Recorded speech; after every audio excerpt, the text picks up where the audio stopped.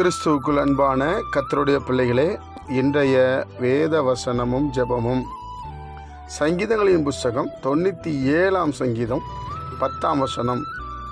கர்த்தரில் அன்பு கூறுகிறவர்களே, தீமையை வெறுத்து விடுங்கள்.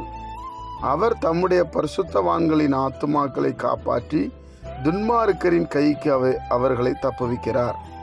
என் அன்பு கர்த்தருடைய பிள்ளைகளே, கர்த்தரின் அன்பு கூறுகிறவர்களே, தீமையை வெறுத்து விடுங்கள்.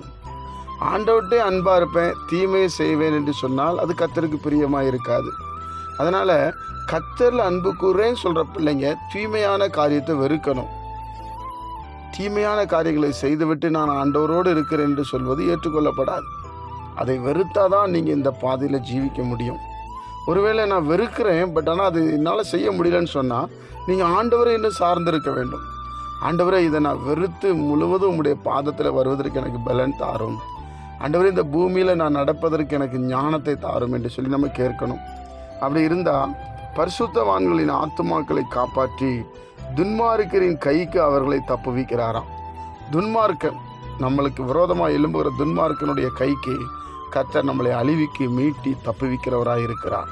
என் அன்பு கர்த்தருடைய பிள்ளைகளே, அப்போ கர்த்தரில் அன்பு கூறுகிற ஒரு இருதயம் நமக்கு இருக்குன்னு சொன்னால் தீமையான காரியங்களை விடணும்.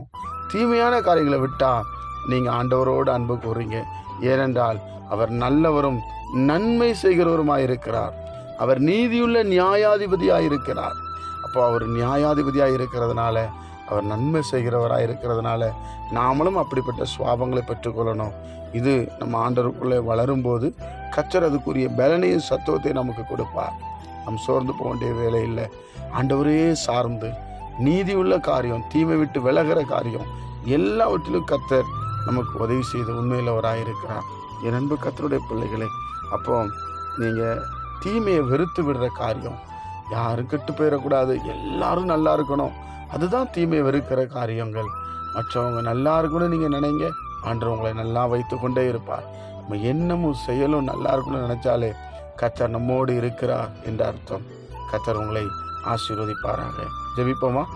பிதாவே, உம்முடைய குமாரன் இயேசு கிறிஸ்துவின் நாமத்தில் நாங்கள் வருகிறோம். உயிர்த்தெழுந்த ஆண்டவருடைய வல்லமை எங்கள் மத்தியில் இறங்கி வரட்டும். இந்த நாளை எங்களுக்கு நீர் ஆசீர்வதித்து தாரும். உம்முடைய சித்தத்தை எங்கள் வாழ்க்கையில் நிறைவேற்றும். நீர் விரும்புகிறபடி நாங்கள் நடக்க எங்களுக்கு கிருபை செய்யும். எல்லா மகிமையும் உமக்கு செலுத்துகிறோம். இயேசுவின் மூலம் பிதாவே, ஆமென்.